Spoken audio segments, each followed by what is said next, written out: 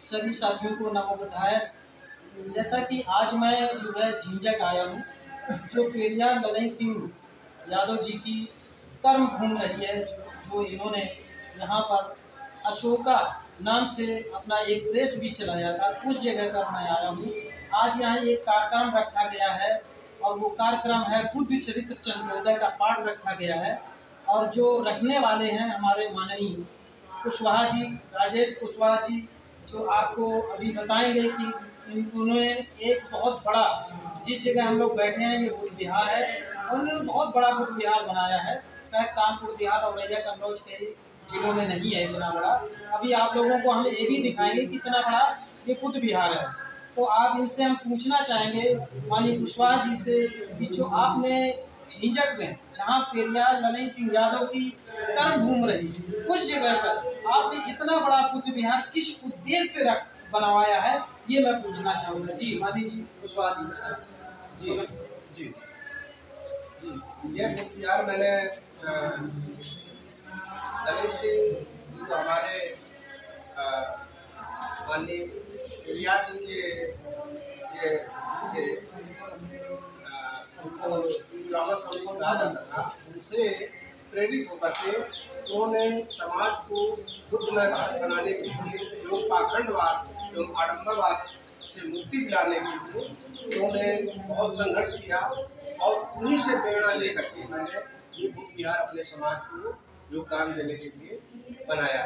मेरे समाज में मैं ये चाहता हूँ कि सभी जो बुद्धमय भारत की गाथा को भूल चुके हैं, जो नहीं जानते हैं, उनको इस बुद्ध विहार के माध्यम से जागरूकता मिले और सम्राट अशोक और भगवान बुद्ध की प्रेरणा से सभी लोग जागरूक हों, जिससे कि जो हमारा समाज जात पात के आडंबर में बिखरा हुआ है, जात पात के बंधन से मुक्त हो जाए, ये मेरा उद्देश्य है। और मैं ये चाहता हूँ कि हमारा बहुजन समाज एक होकर के आडंबरी भाषा, आडंबरी जो पाखंडवाद है उससे विरक्त हो जाए और एक हो, ये मेरा उद्देश्य है। और मैं सभी मानव को एक समान समझता हूँ। मैं ऊंच नीच छुआछूत में कोई विचार नहीं रखता हूँ। जैसा कि हमारे माननीय ललई सिंह जी, जिन्होंने पाखंडवाद को मिटाने के लिए बहुत संघर्ष किया, उन्हीं की प्रेरणा है ये, उन्हीं के मैं पड़ोसी हूँ, पड़ोस में रहने वाला, उन्हीं के जस्ट जहाँ प्रेस लगी थी अशोका प्रेस, उन्हीं के जस्ट बगल में मंगल मैत्री बुद्ध विहार मैंने निर्माण किया है, जैसा कि आप देख सकते हैं। और मैं चाहता हूँ कि आप सभी लोग ऐसा ही समाज में योगदान दें, जिससे कि हमारा समाज उत्थान करे, पुनः सोने की चिड़िया विश्व गुरु कहलाए। ये मेरा उद्देश्य है। बहुत बहुत धन्यवाद। जैसा कि आप लोगों ने अभी सुना, हमारे जो संस्थापक हैं इस बुद्ध विहार के, इनको आपको कुशवाहा जी ने सुना। इन्होंने इस उद्देश्य से यहाँ पर जो बुद्ध विहार बनाया, पेरियार ललई सिंह यादव जी की जो विचारधारा थी उसको आगे बढ़ाने का जो एक लक्ष्य रखा है, बहुत सराहनीय कार्य किया है। मैं चाहूँगा पूरे देश के लोगों, आप लोग भी जैसे कुशवाहा जी हैं, अन्य समाज के सभी समाज के लोग, आप सब लोग मिल करके महापुरुषों की इतिहास को बढ़ाने का काम करें। इसी बीच में हमारे साथ में माननीय बहन जी अर्चना बौद्ध जी हैं। अर्चना बौद्ध जी, देखिए ये गाथा कहती हैं, बुद्ध गाथा कहती हैं, सभी महापुरुषों की गाथा कहती हैं। और इनसे मैं एक प्रश्न छोटा सा पूछना चाहूँगा कि आप जो गाथा कहती हैं वो किस उद्देश्य से कहती हैं, बताएं।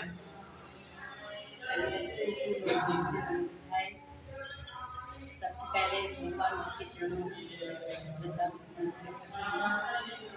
और सभी क्रांतिकारी वीर महापुरुषों के चरणों की वंदना करते हुए, सभी क्रांतिकारी महान वीरांगनाओं के चरणों में प्रणाम करते हुए, इस पवित्र धरती झिंझक के नमन करते हुए, आज हम ऐसी जगह स्थित हैं जहाँ बुद्ध विहार बना हुआ है, मंगल मैत्री बुद्ध विहार।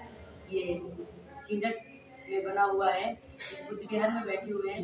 तो भैया जी ने जैसा मुझे निर्देश दिया है कि आपका बुद्ध गाथा कहने का क्या मतलब है, क्यों आप बुद्ध कथा ही कहती हैं, तो मेरा मतलब ये है कि हम देखते हैं कि हमारे समाज को लोग दूसरी दिशा की ओर ले जा रहे हैं, पतन की ओर ले जा रहे हैं। जिस संस्कृति में पढ़ करके समाज मेरा पतन की ओर जा रहा है और मेरा समाज बर्बाद हुआ है, उस रीति रिवाज को तोड़ने के लिए, उस संस्कृति को मिटाने के लिए हम लोग जागरूकता का प्रोग्राम करते हैं। मैं कोई कथावाचक नहीं हूँ, मैं कोई प्रवक्ता भी नहीं हूँ।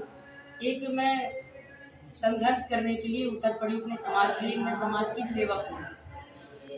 और कथा कहने का मतलब मेरा यही मतलब है कि जैसे हम जानते हैं कि हमारा ये भारत देश कभी सोने की चिड़िया कहा गया, विश्व गुरु कहा गया, जगत गुरु संसार कहा गया। ये भारत की भूमि हमारी बड़ी शान की धरती है, जहाँ पर बड़े वीर वीरांगनाओं ने जन्म लिया, बड़ी क्रांतिकारी धरती है। लोग कहते हैं कि सोने की चिड़िया हमारा देश है, लेकिन आज तो ये मिट्टी की चिड़िया भी नहीं रहा। आडंबरों में फंस करके हमारा समाज बर्बाद हो गया, फूट के बर्बाद हो गया। तो साथियों में इसीलिए गाथा कहने का मतलब मेरा यही है कि हमारी जो बौद्धिक संस्कृति है, इस चीज़ को ज़्यादा से ज़्यादा लोग जानें। लोग कहते हैं कि सम्राट अशोक के समय में, चंद्रगुप्त मौर्य के समय में भारत की संस्कृति ऐसी थी, भारत के लोगों की विचारधारा ऐसी थी। लोग कहते शेर और बकरी एक ही घाट पर पानी पीते थे। तो इसका मतलब ये नहीं शेर और बकरी एक घाट पर पानी पीते थे, यानी जाति व्यवस्था के आधार पर ये संकेत किया है कि यानी चाहे ब्राह्मण समाज से हो, चाहे ठाकुर समाज से हो और चाहे चमार बरादरी से हो, किसी भी वर्ण का व्यक्ति हो, यानी उनके समय में वर्ण व्यवस्था को मान्यता नहीं दी जाती थी। चाहे ब्राह्मण हो, चाहे क्षत्रिय हो, चाहे वैश्य हो, चाहे शूद्र हो, एक घाट पर पानी पीते थे, एक थाली में खाना खाते थे। तो यही मेरा उद्देश्य है कि पुनः हमारा ये भारत देश उन्हीं बौद्ध विचारधारा को माने और बौद्ध की संस्कृति ज़्यादा से ज़्यादा माने और हमारे बौद्ध इतिहासों का प्रचार प्रसार हो, हमारे बौद्ध धर्म से जुड़े लोग और हमारे समाज का उत्थान हो और एकजुट मेरा समाज हो। जिस दिन हमारे समाज में एकता हो जाएगी, उस दिन हमारे पास वो सारी चीज़ें आ जाएंगी जो हमारे पुराने समय में थी। यानी हम सोने की चिड़िया इस देश में रहने वाले थे, तो हम सोने की चिड़िया अपने देश को बना सकते हैं। यही संघर्ष है। और मैं अपना परिचय देना चाहूँगी। मैं डिस्ट्रिक्ट औरैया से, ग्राम गोहना से, और मेरे पिताजी श्रद्धेय बौद्धाचार्य गणेश चंद्र बौद्ध जी। मैं अपने पिता से 7 लड़कियाँ हूँ और मेरा 5वां नंबर है। भले ही मेरे अपने कोई भाई नहीं है, लेकिन मेरे जो भी समाज में मुझे मिलते हैं, हर भाई के चेहरे पर मुझे अपने भाई के दर्शन होते हैं। और मैं अपने आप को कमज़ोर नहीं समझती हूँ कभी भी। मेरे बहुत सारे भाई हैं, मैं गिनती नहीं कर पाती हूँ, लेकिन तब भी मैं नारी समाज के लिए इतना संकेत करना चाहूँगी कि कोई भी महिला अपने आप को कमज़ोर ना समझे। हम महिलाएं भी किसी से कम नहीं है, संवैधानिक अधिकार प्राप्त है। हम सभी महिलाएं उन्हीं पुरुषों के बराबर हैं जो पुरुष हर कार्य के लिए आगे बढ़ते हैं। हम महिलाएं भी वो कार्य कर सकती हैं। जरूरी नहीं है कि एक लड़का ही नाम करे, एक लड़की भी जिस तरह से लड़के को लोग पालते हैं उसी तरह से लड़की को पालते हैं। जिस तरह से एक लड़की को जन्म देते हैं उसी तरह एक लड़के को भी जन्म देते हैं। तो भेदभाव नहीं होना चाहिए, चाहे लड़की हो चाहे लड़का हो। अपने माता पिता का नाम रोशन करें, अपने देश का नाम रोशन करें और क्रांतिकारी पथ पे चले और अपने जो कारवा चल रहा है इसमें भाग लें। क्योंकि जब बॉर्डर पर मर जाते हैं तो शहीद कहे जाते हैं, और अगर घर में पड़े पड़े मर जाते हैं तो मरीज कहे जाते हैं। तो इसे जीना है शान से, मर जाना है जान से, और जीना है अपने देश की शान की। साथियों नमस्ते, जय भीम। बहुत अच्छा अर्चना जी ने अपनी बात को रखा। गिरते वही हैं जो घुड़सवारी करते हैं, वो क्या गिरेंगे घाट जो घुटनों के बल चलते हैं। घर में रहकर मरती तो मृतक कहलाती। अपने इतिहास और महापुरुषों के सम्मान के लिए अगर अर्चना मर जाएंगी तो शहीद या अमर कहलाएंगी, शहीद या अमर कहलाएंगी। इसी के साथ में हमारे साथ में है जो माननीय श्रमशील पाल साहब। आपको शायद बहुत बुजुर्ग हैं, काफ़ी समय से समाज में काम कर रहे हैं और लोगों को जागरूक करने का काम कर रहे हैं। इनका यहाँ झींझक में, ये भी झींझक के यहीं के निवासी हैं। इनका एक विद्यालय है जिस विद्यालय का नाम है पंचशील। तो उस विद्यालय का नाम पंचशील है। इनसे मैं पूछूंगा कि जो विद्यालय का नाम रखा है इन्होंने पंचशील, किस उद्देश्य से रखा है, इसके विषय में बताएंगे। सभी को नमस्कार। जो मेरा विद्यालय है उसका नाम पंचशील शिक्षण संस्थान है।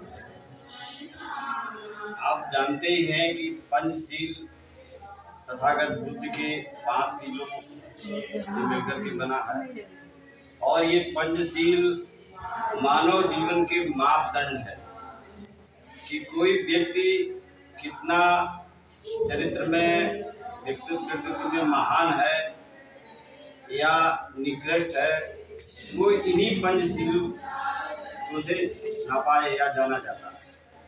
तो पंचशील मानव जीवन के मापदंड होने के नाते मैं ये चाहता हूँ कि नई पीढ़ी, जो बच्चे हैं, जो शिक्षा ग्रहण करते हैं, उनमें ऐसे मानवीय संस्कार पैदा हों कि पंचशील का पालन करें और अपने जीवन को सुखमय बनाएं।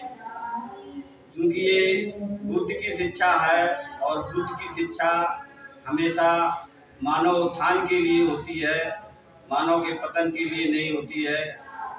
इसलिए हमने अपने विद्यालय का नाम पंचशील रखा है।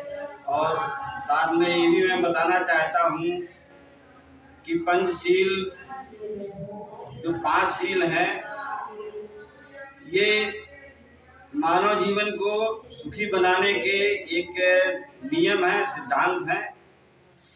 और ये सिद्धांत तथागत बुद्ध ने दिए हैं।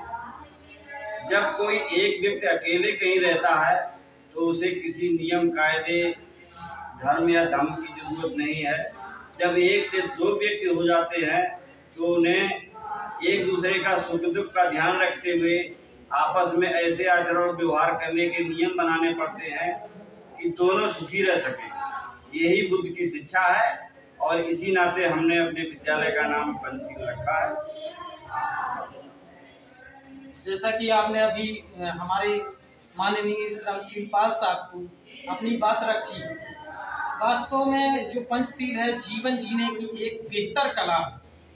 और दुनिया में अगर सबसे अच्छी कला, जीवन जीने की कला सिखाई है तो वो तथागत बुद्ध ने। यहाँ तक कि 180 देशों की बैठक में जितने विश्व के धर्म थे, पूरे धर्मों में सब सर्च हुआ, विद्वान पहुंचे वहां पर सभी धर्मों के, तो उसमें सर्च किया गया कि मानव के कल्याण के लिए सबसे श्रेष्ठ धर्म कौन है, तो वो बुद्ध धर्म ही है। और बुद्ध धर्म से श्रेष्ठ कोई धर्म नहीं है।